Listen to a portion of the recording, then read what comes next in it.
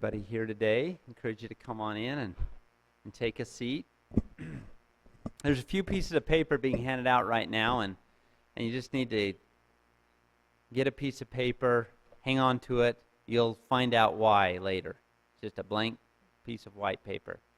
I don't have a lot of class announcements, but I do have one thing that I wanted to mention, and that is last week there was confusion with several people. That was my fault with the quizzes that you're supposed to take. You actually got a quiz for someone who hadn't spoke in the class. Some of you encountered that. Some of you didn't. And then we fixed it, but it worked for most people, but for some of you it still wasn't. So there were a few people that delayed them, or there was a problem, and so I've actually made last week's quiz available again until Thursday night at midnight. So if you're one of those people that ran into problems or whatever, you weren't able to get to it, you have an extra 2 days on the quiz from Mr. Gary Ramos that spoke to us last week. So that's not the norm. If you're one of the people that emailed me during the last 2 weeks and just said, I had a problem, I ran into trouble, I forgot, I missed the deadline, is there any way I can make it up? The answer is still no. Normally, no. There's not a make-up option. So you just have to meet the deadline. But this time your deadline has been extended for 2 days because of that error. I'm always available in my office, or my administrative assistant is usually there if I'm not. And you're welcome to email or call me if you have any other questions. Without any further delay, I'm going to go ahead, and it's my privilege to introduce today's guest, Karleigh Heywood. She graduated from Snow College and also BYU Hawaii, but I said BYU Hawaii and it's BYU Idaho. I was talking to her before class and I said, what's the difference? Hawaii, Idaho, same thing, right?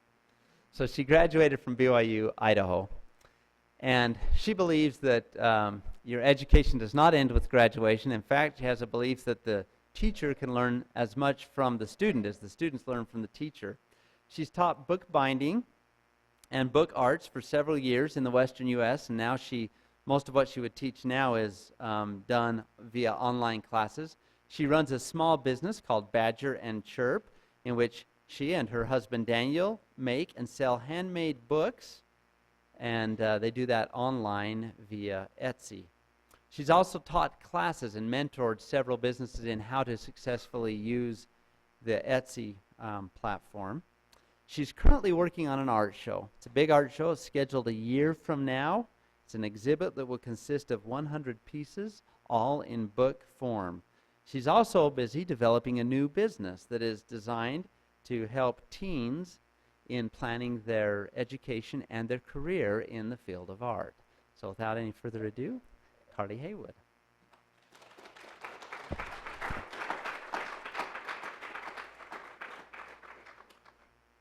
Hear me? Are we on? Maybe not. Yeah? Oh, there we are. There I am. Okay. So, everybody got a piece of paper, and I'm going to tell you a lot about me, so I'm not just going to stand here and talk to you about my past history in my life. What I really want to do is kind of talk a little bit about you while giving you some history of me throughout the whole presentation, okay? So, first thing we're going to do together is we're going to make a book. Okay, this is what I do. This is the paper that we normally cut down our books from. We have huge sheets of paper like this, and we use a tear bar, which is basically a really big, really heavy ruler, and we tear paper, and we tear it down to the size that we want. And this is a really big sheet of paper, and yours that I handed out is really small. For those of you who are watching online or elsewhere, grab a sheet of paper. It doesn't have to be any particular size or anything. Just a sheet of paper will do. What I want you to do is I want you to fold it in half, hot dog style, okay? Just like that. I'll give you just a minute there. And it doesn't have to be perfect. Just do the corners as best as you can.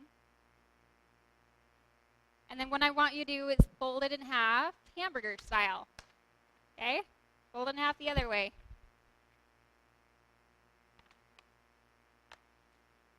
There you go. Now I'm going to fold it along with you so you can kind of see. what you do after these two folds. After these two folds, you're going to take the open sides and you're going to fold them towards the middle, doing it hamburger way, okay? So you're going to take it the hamburger way and fold it this way, okay? I'm going to go on the floor really quick. I don't have a lap to pull it onto. Okay, and then you're going to do the other side too, okay? Both of them towards the middle.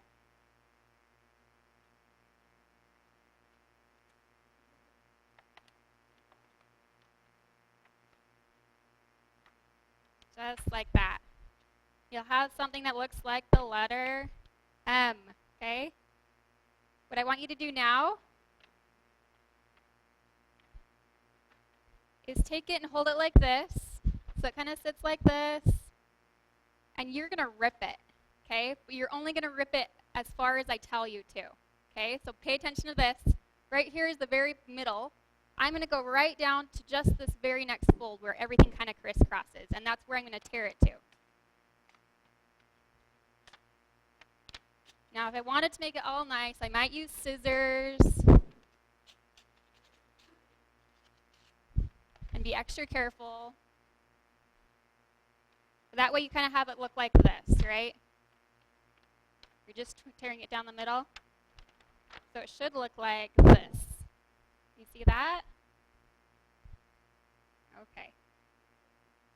Then I want you to take the two sides right here and kind of fold it in together. You'll kind of create an X. And from that X, you kind of take a feel to it and kind of see which pages go where. Just kind of fill it around. You've got one made already. You kind of fold it around, right? And get your book there. You see that? So there's my book. Did everybody just make a book? Is that so awesome? You guys just made a book? Yes? Okay. This is a really fun book. And there are tons of possibilities with this book. Okay? We'll talk about some of the possibilities in a little bit. In a little while. That is not the type of book I make. It's the type of book that I teach in our, we have like a 10-book class that we teach, and that's one of the books that we start with, and then we go all the way down to like a traditional hardcover, tapes-bound book. So it's a wide range of books. Books are in lots of different forms. There's lots of different structures to them, and the ones that we make in our Etsy shop are a little bit different. Let me show you some of those. So this is a 6x8, and it's the camel color. This is my favorite color in the shop, but it rarely sells. I don't know why people don't like this color as much. This is our most popular item. It's our 4x6 dark brown leather. It's a sketchbook or journal. It just has blank paper in it. It has a little tie and a wraparound, and it's our most popular item. We also burn leather, or we burn the leather, and we burn letters into the cover there, so it's like all personalized and stuff. Sometimes people get hearts with their names and stuff, you know. So basically, it's just typical, regular sketchbook type book. So that's what we sell. We make our living making those books. We use very, very simple tools like a ruler, like the tear bar. We use a little rotary cutter, which is basically like a quilting cutter, and we use quilting rulers and scissors. I think our most fancy tool that we have is called a crocodile. It's like a hole punch that like scrapbookers use. We don't scrapbook, we make books. It's a little bit different. But we use that to punch holes in leather and stuff. And we just have really little hand tools. We started basically on our kitchen table at our home, and when we were going to school. Our little space to work on was tiny, and we could still make books in a little tiny space. We now have a large work room in our home that we work from. So we work from home, and we have two little kids, and it's so super fun because every once in a while, Daniel will stop and go play hide and seek, right? Or we just kind of have those moments where the kids get sick, and well, you know, it's okay to just go sit and read to them for a little while instead of going to make books. And so it's been really nice to be able to work from home. Sometimes it's a little hard because we're especially like February or January and everyone's inside together, right? We don't go outside except to go to the post office. That sometimes gets really hard. But for the most part, we really love working from home. I'm going to grab, well, I'll grab this really quick. Here. No, it's in my pocket. I'm just making sure that I stay on schedule. Okay. So the first thing I really want to talk to you about is possibilities, right? When we were first starting our business, we were in college, and Daniel was still going to school. Our oldest, Jaden, was not even a year old yet. And I thought, here's this Etsy shop, and I didn't know what I really wanted to do with it. And so we decided that we'd kind of just throw stuff into it, and maybe it would be a side business at some point for us to kind of help us in our income. We never ever planned for it to become full income or full-time work. We kind of asked ourselves. We kind of sat down one day and kind of talked about what we might put in the shop, and we kind of threw out ideas and stuff. And anyway, so we put our shop together, and we had a sell. Within a few weeks, something sold, and it was cinnamon rolls. And we had put cinnamon rolls on there. Daniel's family makes amazing cinnamon rolls. And they have this family recipe that's just so incredibly amazing. And it's from his grandmother, Rosie. And she's so cute. And she just made these amazing cinnamon rolls. So his whole family, all the brothers, he's got 7 brothers, and they all make cinnamon rolls. And they're amazing. So we put those online, right? We really wanted to try out different things, and he thought, hey, I can do this, and I can sell those, and that'll be great. So those sold, and the Kansas or Kentucky, somebody in Kansas bought them. So in order to send them to Kansas, we figured we'd have to ship them Monday, Tuesday, or Wednesday. And we'd have to ship priority in order for them to not be sitting at the post office over the weekend. And so Daniel, they bought it on a Tuesday night. And so Daniel's like, I'm going to have to make them tomorrow and then send them, because otherwise we'll have to wait clear until next Monday. So we were on a time schedule. We really wanted to get this done. So Daniel woke up the next morning really early, and he made the cinnamon dough batter, or the dough, and it takes 2 or 3 hours for it to rise the first time, and then you roll them out again, sprinkle them with sugar and cinnamon and butter and stuff, and roll them up, and then you put them on the pan all cut up nice, and then you let them raise again, and then you put them in the oven. And so it's kind of a long process. So he had to wake up really early to start them. You know what happened though? So he gets up, he starts it. I go off, I have to go to the store. We don't own a car. It's in Rexburg. It's February or the beginning of March when we had this. No, it was in February. It was in February when we had the sale. It's freezing cold outside, right? In Idaho. And so which is okay, I dress up in my coat and everything, and I go to the store. But it kind of takes a while to go. It takes an hour and a half to get there and to come back. And I had to go to the store to get cream cheese because we wanted to send cream cheese frosting. That's what was ordered. So I had to go to get cream cheese. Well, I come back, and Daniel has gone to class. He came back, and he had been making the rolls and stuff. As he was taking them out of the oven, they fell flat on the floor.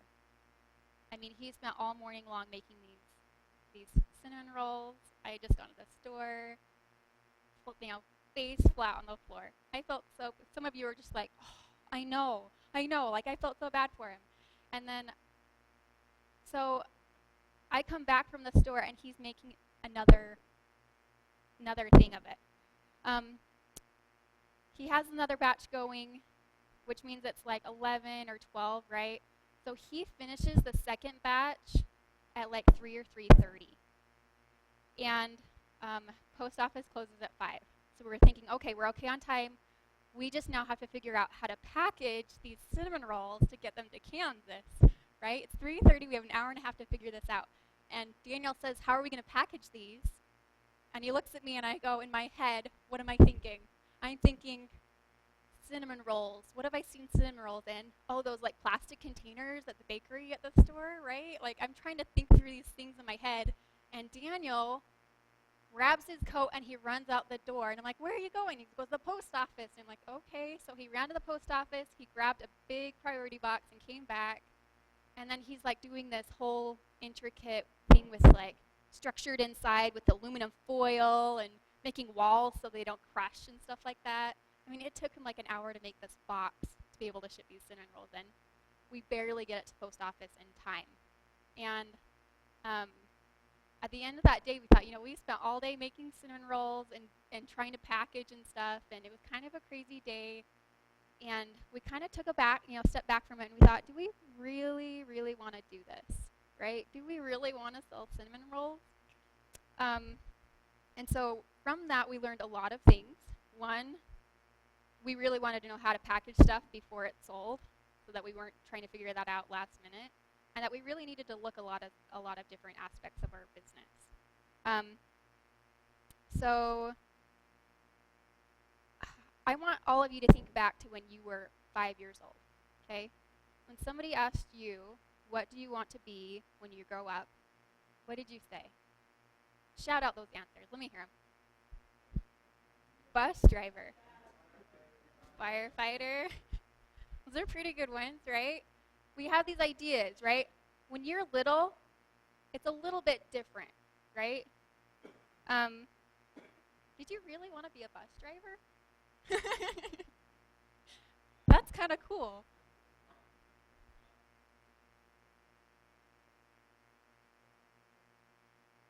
That's a good one. This is my 5-year-old sitting up here, and I'm going to tell you what his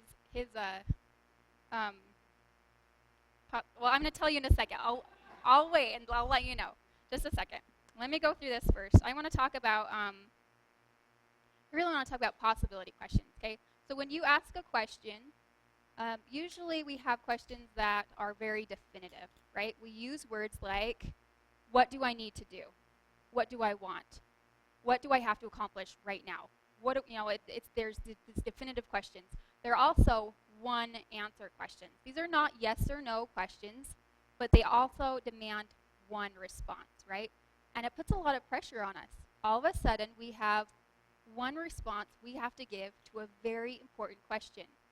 When you go throughout your business and throughout your life, you'll ask yourself a lot of important questions. And you'll come up against a lot of problems that you need answers to.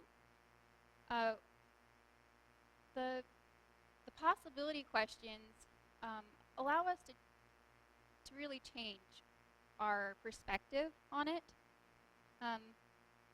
Using words like, how could I go about taking care of this problem? How might we communicate better? What are some possibilities of taking care of this, right? Instead of using words like might or could, we allow it to open up to more than one answer, okay?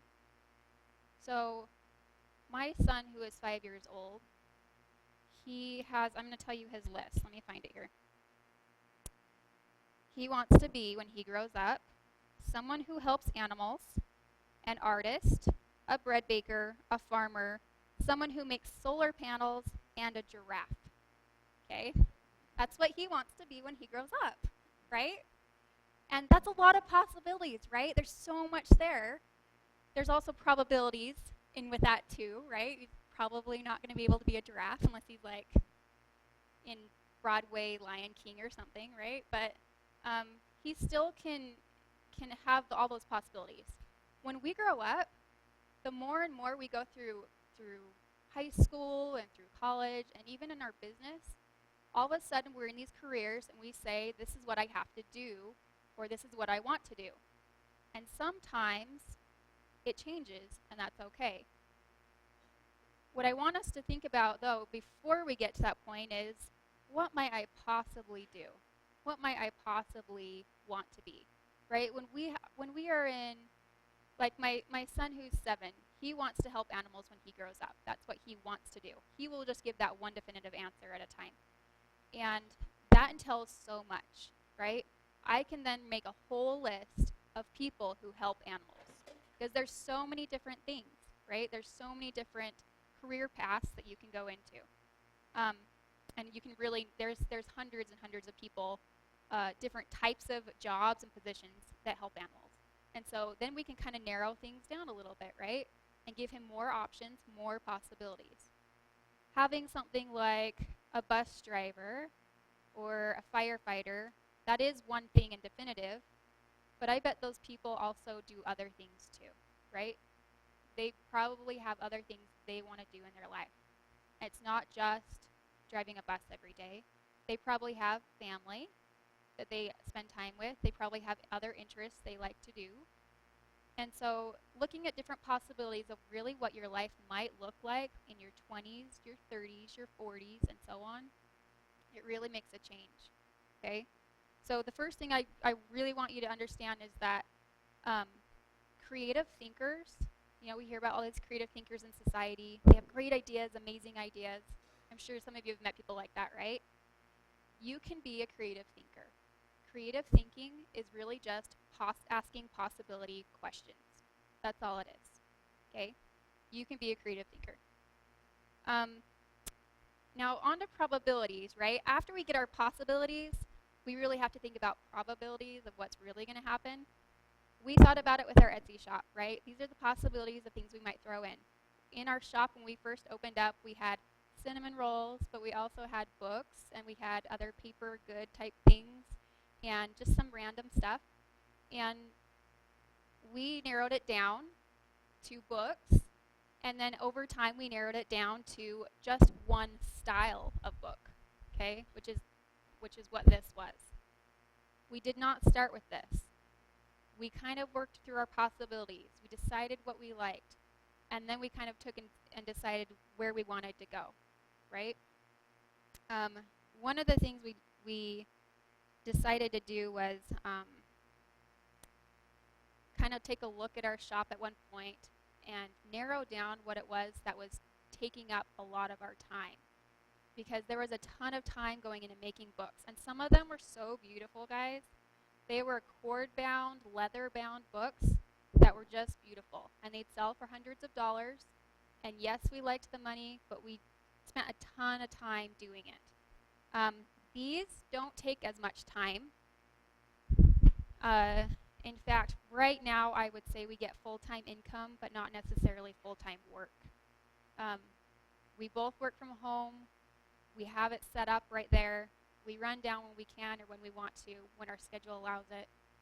I usually wake up early in the morning, and then that's my time to kind of get stuff done. I do not like burning leather with the kids around.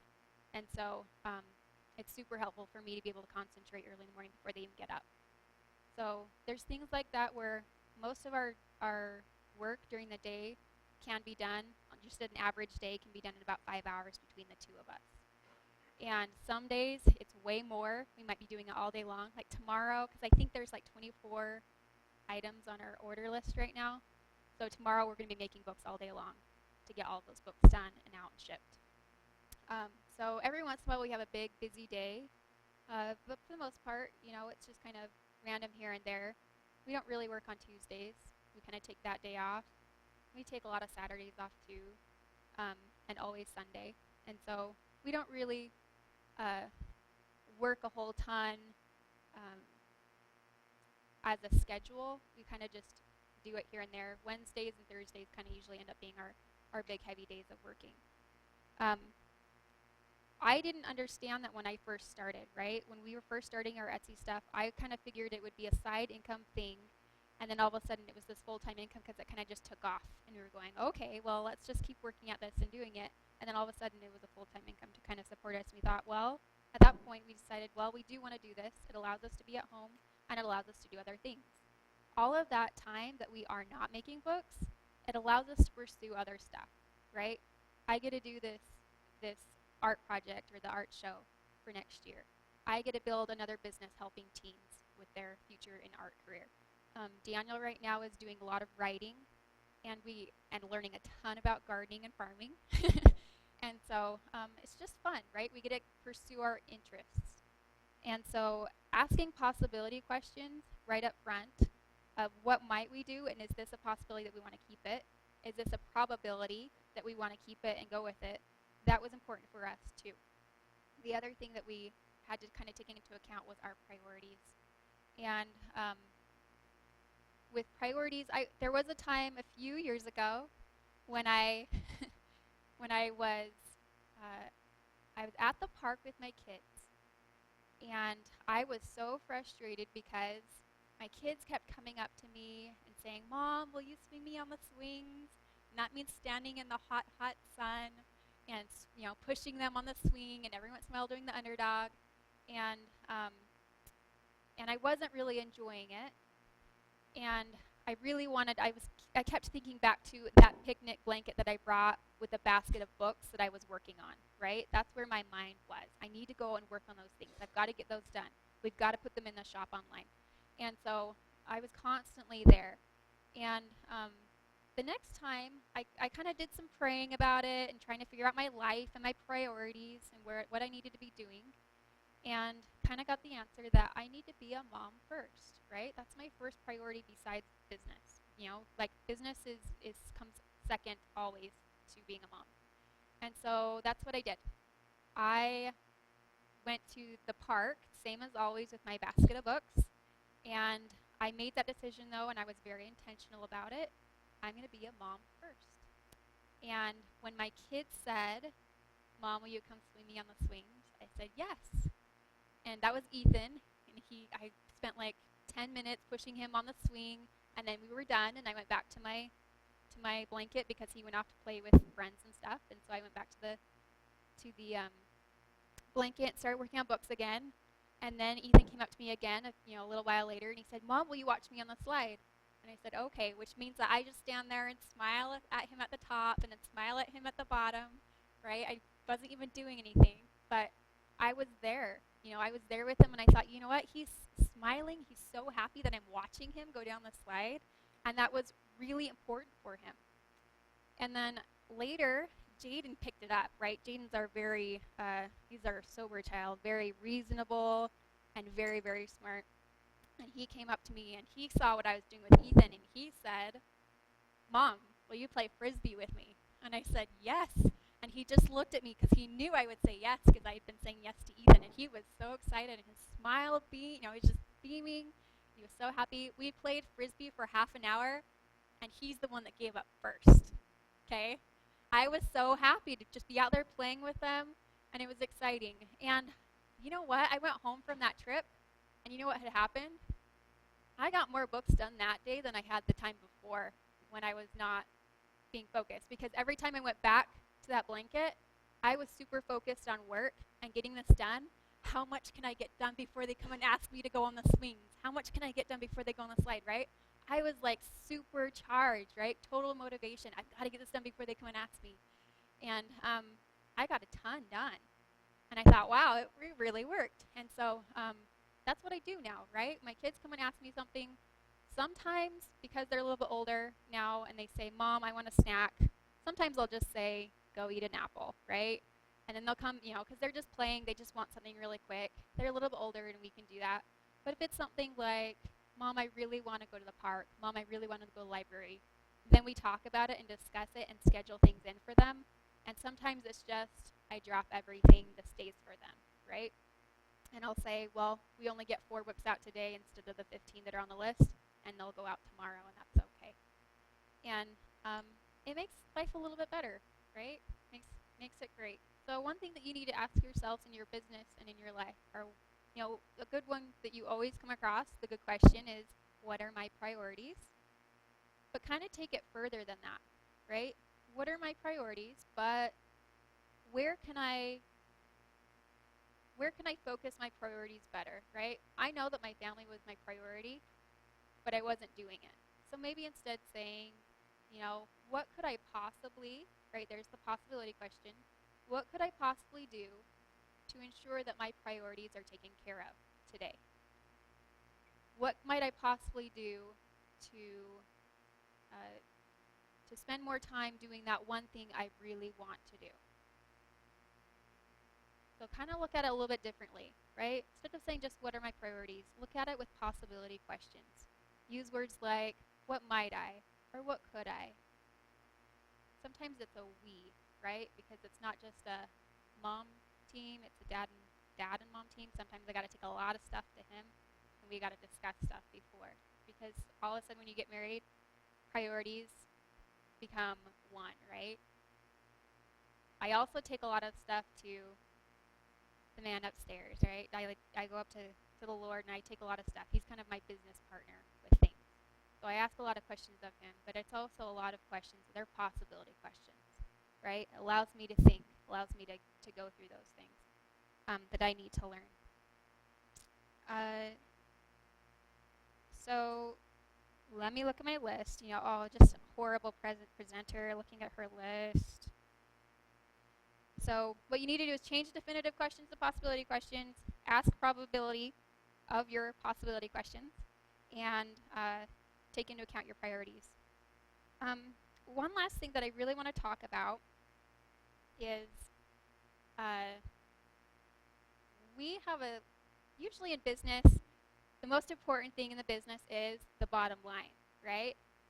In business, in any kind of company, the bottom line, it all comes back down to the bottom line, which is basically how much money are you bringing in? How much revenue do you have, right? Our lifestyle is a bit different. We took our priorities into account, and we kind of hit a point with our Etsy shop where it was too much because all of a sudden it was taking time from our family. And last December, we were open for 7 days, the 1st through the 7th, but we were working until the 18th because we had so many orders that came in. And at one point, we kind of looked at each other and said, when do we close shop? Because the orders that were coming in were way too much for just the two of us. We don't have employees. We don't, it's all just the two of us doing this. And so we had to kind of decide, when do we stop, right? When do we just take time off for Christmas and being with our kids? And so we kind of had to figure out where we wanted to cut off the deadline and say, okay, we're going on vacation now. And we probably should have cut it off sooner after looking back at it, or maybe not even opened up shop in December. But we made that choice, right? We get to decide. If it was a company whose purpose was the bottom line only, making money, we wouldn't have closed shop, right? We would have kept it open. If we didn't have enough manpower between the two of us to get all of it out, we would have hired somebody else to come in, right? That's what people do especially during Christmas time. You hire the extra people to take on that extra work. We decided we don't want to do that. We want to be able to handle everything ourselves. Everything's handmade. We do it ourselves, and that's it. We don't want employees. We don't want a big project, and we decided that beforehand, and we allowed ourselves to be able to stop. A lot of companies don't do that, right? And let me give you an example in another part of our lives. We don't own a car, and we were college students up in Idaho, and we lived a mile away from the grocery stores and we could walk everywhere in town. When we were here going to Snow College, it's a pretty small town, and we could walk everywhere here too. And we liked that. We like not having a car, and it's a choice that we've made. There have been several, it's not necessarily financial issues, because there have been several times throughout our marriage where we've been able to say, yeah, we could get a car right now, should we? And we think about it a little bit, and then we put it off and we don't do it. And I think we kind of both like the idea of just not owning one. It's normal for college students to not have one, but all of a sudden, when we're not college students anymore and we've got kids, people are like, oh, you don't have a car? And we get two responses. One is, oh, I'm sorry, right? Which is the one I hate, because I'm like, it's a choice I've made, and it's okay. The other one is, that's awesome, right? And that's what I want to hear, right? It's awesome, okay? We've had a lot of opportunities to maybe borrow cars when we needed them, some awesome people that have helped us out in that way. We rented a car, like today. We drove down to Ephraim. We live up in Springville. We drove down here. We rented a car for the day. And that's just kind of what we do. When we need it, we'll find one. But for the most part, we go without. we take all of our packages every day to post office on our bike. And that's pretty fun, right? But it's also exercise, it's a nice bike ride. Not so great in the cold, cold winter when it's, and actually the cold is okay. It's when it's like super windy and it's like sleet outside and we're like, should we wait another hour to go? Is it going to downpour, right? So every once in a while it's like, I don't want to go out into the cold. But it's never I wish we had a car right now just so we could go to the post office. I haven't really had that. The idea of not owning a car is just unthinkable for a lot of Americans. And the idea of not earning as much money as you possibly could with your business is unheard of in America, especially in our culture of capital gain, right? We want to get as much as we can.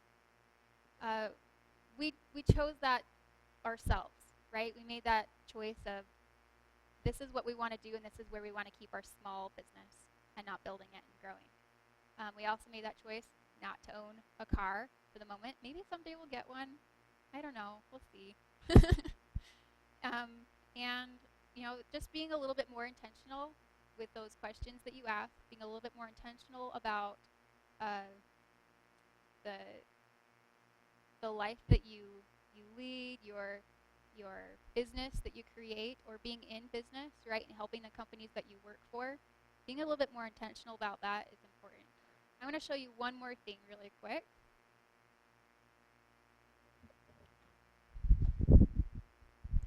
So those little books that you made at the very beginning can be used in lots of different ways. My favorite way is actually to, I can take them with me places and write on them. And then I can take it and I can actually just put on one side of it, put glue or tape or something, and then I glue it into my journal, okay? And then all of a sudden my journal has this little tiny book inside of it that I can kind of open up and see, right? It's this little tiny thing. And then my books will have all these little tiny books inside. So this is one that I made with Jaden when he was 3 years old. It has a dragon on the front. And wonder if we can show you this really quick. I was teaching a bookbinding class, and I needed an example of something really quick. And so right before the class, I had Jaden come and do this with me, and we made this book, and it was a 30-second drawing, right? So we counted 30 seconds between the two of us because he was learning to count. And he would skip a few numbers, right, like 17 and 28. But for the most part, he did okay. So we did little 30-second drawings. So here's my little dragon that I drew on the front because we were going to go on a dragon hunt. Okay, we drew this a little bit together. And then the second page, he drew a knight, right, with a little, I think that's what it is. And then here's a little shield on the next page, right? So I drew the shield in and he filled in the little things there. We did a little sword. Oh, and then we drew each other, right? I drew Jaden there, and here he is with his little happy face. And there's Jaden and Mom. We both signed the back, right? So we did this little really quick book. So it's super fun, right? Super fun, especially for like little kids who are bored in presentations. You doing okay, Ethan? So there's a little book that you can make, right? You can use this for notes when you go to classes. You can use it for grocery lists. I had a friend who went, she was trying to find a rental for an apartment, and she ended up, each of the pages ended up being the information from each of the places she was going to go to, the address, the phone numbers, and the price of the place and stuff like that. So she actually used it for that. I want to show you a little secret in here, okay? These books are really cool. There's lots of possibilities with them. So here's my little secret page inside, right? We did a map to find the dragon, right? Here's a little map to find the dragon. So it was so super fun making this with my little 3-year-old in like 5 minutes. But it's really, you can have little secrets here and there with your little books. So when I make books, there's lots of different possibilities and options, and I really love making them. Uh, the ones that we sell in our shop are fun, and it's nice to make them, but they're not necessarily the one of a kinds that we want to make, and that's okay, right? Because at this point, we know that we can change whatever we have in our Etsy shop. We know we can decide in the future if we want to sell cinnamon rolls again, right? We have those possibilities. We can choose to do that. So I think that's all I have. We're gonna open up for Q&A, right? Yep. So thank you. 10 minutes.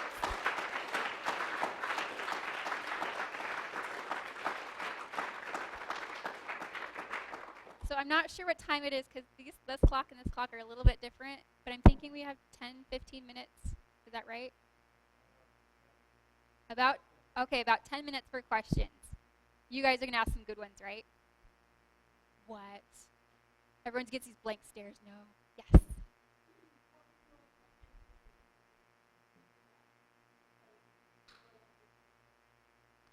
The most influential moment that I had when I decided that this is what I want to do with my life. Oh. See, this is the not a possibility question. This is the I have to think of the one moment question, right? I'm kind of thinking there's a few of them, right? It wasn't all just one big huge moment. There was little things here and there, right? And I can go back to every single one is going back to praying for me, right? It's my realization of this is really what I need to do with my life. There's a feeling that comes, right? When you go, yeah, I'm doing what I really want to do, right? Making books in our Etsy shop is great. It's something fun we like to do. That's not my calling in life, right? My calling first is to be wife and mother. And my other calling that I really want to do as far as business goes is helping teens going into their art careers, right? And helping them prepare for that. And I know that's what I want to do because I've always had those thoughts, right? I always go back to, yeah, I really want to do that. Every time I try to talk to somebody and they're kind of confused about their art careers, I'm like, I want to help you. I wanted to, here's some possibilities for you. Here's some ideas. And that's what I love doing. I love giving people ideas for things and options and resources, and that's what I love, and it kind of fills me. So that's kind of, does that answer your question all right? Okay. Yes.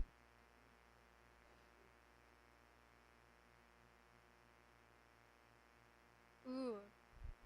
Would I ever hire my kids when they're older, or have I thought of the possibility of that?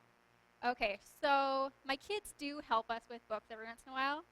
We have thread that we have to cut at a certain length for the books to tie them together. And so we have this board, so they'll sit and take the thread and go around the board for us, and then we cut it off the right length and stuff. So they do little tiny things like that for us, and they do, they get paid and have the whole process of learning out, about money and stuff like that. So every once in a while they'll help us do something, but it's never you have to work. It's always, they want to earn money, so here, let's give you this, and you can do this to earn some money. Yes. No, we don't have a car. I rented a car. Yes, we rented a car. Yeah, we don't have a car. The question was, currently don't have a car. We don't have a car. We've never owned a car. So we rented a car from a car rental place in Springville, and then we drove it down here. It goes back tomorrow. Yes. Go ahead.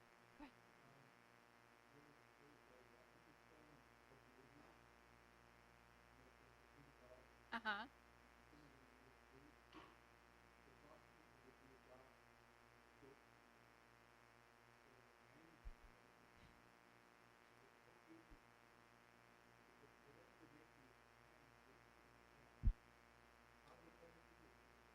Mm-hmm. Yes.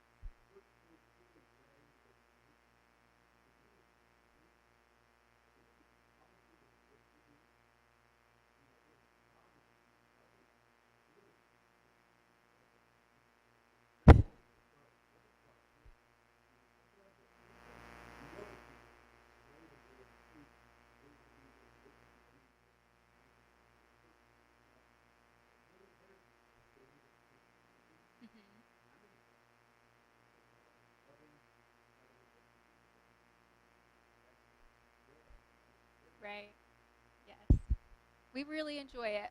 There's every once in a while where tearing paper can get really monotonous. But we've learned that we can listen to something while we're doing it, and it's okay. My husband's been pretty good at it. He listens to stuff, or um, he'll actually take his writing time and he'll cut paper and tear paper, and he'll pause on that every once in a while and then write, and then he'll go back to tearing. And sometimes it's like he's done 2 hours of writing and only like 10 minutes of paper tearing. But it's okay, right? Because something gets done and it's good, and that's all that's really needed. And that, he's really doing something he really wants to do and love. So there are those little things, but we've gotten, that are tenants, they tend to not be so fun in the business, but we've learned to love them, right? Because we ask that possibility question, how might I make this more enjoyable, right? And then we learn to love it, no matter what. Yes.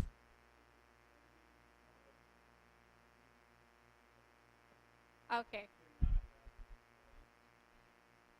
What we studied in college, does it correlate with what we do now?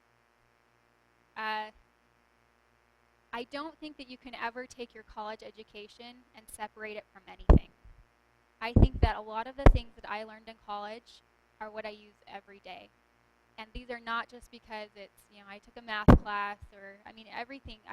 Even the other day I was thinking about a poetry class that I took, and about, I was thinking about the presentation. Oh, I've got to give a presentation. And I thought back to all these people that I had taken as teachers, and I had a poetry teacher that could tell you a story, and you'd go like this,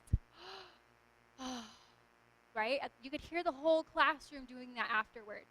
And I thought, how does he do that, right? Like, there's just this awe about it. It's amazing. And so, there's little things like that where every college class we took has changed who we are, and so it does change our business. Now, we did not go to school for bookbinding at all. And we didn't really go for business. Daniel did take some business classes. He had a business minor.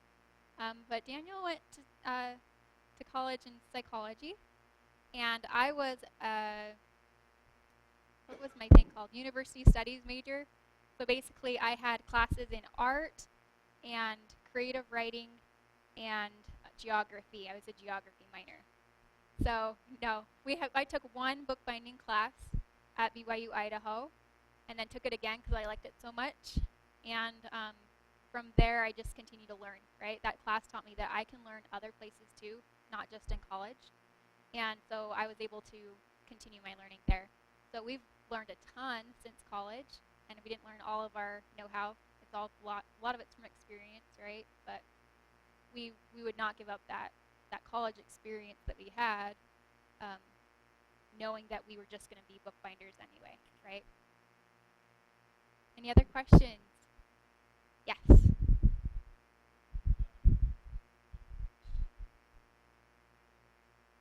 Does it get like, right? Okay, the question was, does living with my husband or working with him all the time, for the two of us, does it get really kind of crazy? Yes and no, I will say. We lived in a 750 square foot apartment a year ago. And we just moved to a house. The house is like 3 times as big. It's a little bit too big for us. But now that we have space, it's not so bad, right? Because one of us can be elsewhere and doing things, and it's not that bad. When you're in a 750 square foot place, it's not necessarily husband-wife that was like nerve-wracking. It was actually kind of the kids and everybody all in a little tiny space. It was the noise, right? But no, it's not too bad, right? And I think it depends on the people and how you go about working. I don't always work in the workroom with Daniel at the same time. I wake up at 4 in the morning, and I work until 7, and so I get 3 hours of just quiet me time in the morning to work on books. And that's a lot of time for me to reflect and think through things. Sometimes I don't get books done, and that's okay, because it's my time to be alone and have that. And that really allows us to be able to have a separate time too for working on stuff. Later in the day, Daniel might go in and tear paper, and I'm not in there when he's doing that. And so, I'm with the kids doing other stuff. So we're not always together 24/7. There's a little bit of difference with our schedules and stuff. And sometimes we need to be a little bit more intentional about the actual time we spend together, because we are in the house. We think we're always together anyway. Sometimes that's the hardest part, is actually just being more intentional about our actual time spent together and focusing on each other. Any other questions? Yes. Yes. How big of a deal are priorities? I don't know that you have direction, right, with business or with life, unless you know what you want, right? This doesn't mean I have a priority list. Here's my 10 priorities in life. This one's at the top. It just means that I know what I want to have happen in the end results of this life, right? I know what I want to have happen. And so that's I think priorities are important, just as far as knowing what you want, knowing where you're going to go.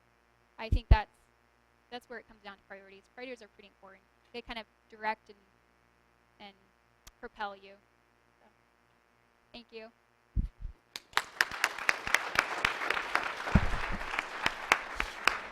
Thank you so much, Karleigh. Karleigh Heywood, one of the neat things about these seminars is you get a lot of different perspectives. Today you got a unique, as she pointed out, perspective that's going to be different from a lot of the profit motive-driven business owner perspectives. So we really appreciate her sharing that with you and that diverse viewpoint. Thank you again.